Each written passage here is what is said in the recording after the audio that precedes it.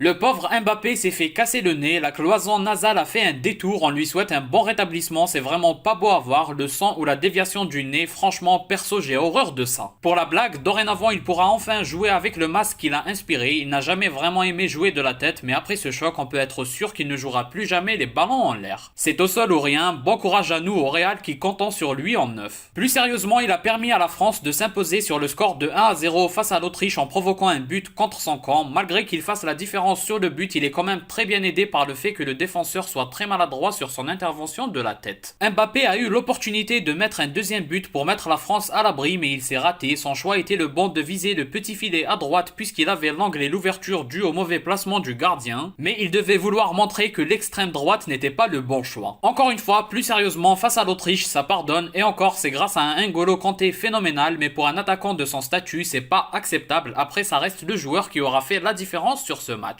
D'autant plus quand on voit Thuram avec son passement de jambes digne d'un daron qui veut montrer qu'il sait jouer au foot, ou encore la rentrée de Kolo Muani. Le match aurait pu durer très longtemps sans marquer avec ce genre de prestations offensives de la part de ses joueurs. Griezmann a notamment failli mettre un tap-in, mais il était en retard et la passe de Théo Hernandez était trop forte. Personnellement, je ne suis pas chez moi donc je ne vais pas entrer dans les détails. Globalement, c'est pas rassurant pour la France quand même. Les 3 points font plaisir bien évidemment parce que la qualification est d'ores et déjà quasiment acquise, mais en termes de jeu, Kanté ne pourra pas toujours sauver les meubles parce que les autres adversaires ne seront pas aussi mauvais que les Autrichiens. Je les ai vraiment trouvés assez mauvais sur les deux aspects les plus importants, trop fébriles en défense avec beaucoup d'ouverture et offensivement ça jouait à 2 à l'heure avec des appels en profondeur trop faciles à anticiper. Ils ont joué le jeu que la France aime rencontrer et c'est pour ça que le 1-0 n'est pas suffisant et donc c'est pas rassurant pour les Français. Il reste des bonnes nouvelles, Rabiot a fait un bon match, Kanté c'est monstrueux, tout le monde veut avoir ce joueur mais comme en France on boycotte le football saoudien, il faut continuer à penser que les joueurs s'enterrent là-bas. Après, défensivement, je préfère ne pas me prononcer parce que les Autrichiens n'ont vraiment pas été bons selon moi. Alors certes, en 90 minutes, forcément il y a eu des situations ou des erreurs graves en défense, mais c'était si long en face et pas assez bon techniquement et rapide à l'exécution pour en profiter. En attaque, le constat amer c'est que tout semble reposer sur Mbappé, mais pour la défense des autres, ils sont tous impliqués à 100% en défense, ça doit pas être évident de jouer sur les deux tableaux. Enfin bref, pour conclure, les 3 points ça reste l'essentiel en phase de groupe, rien n'empêche de monter en puissance, donc malgré toutes les faiblesses constatées, la France reste favorite même si elle est très loin de ce qu'ont montré d'autres géants européens. Comme d'habitude, n'hésitez pas à donner votre avis en commentaire, si vous avez aimé laissez un like et abonnez-vous pour ne rien rater, partagez aussi la vidéo pour me soutenir, moi je vous dis à la prochaine, portez-vous bien.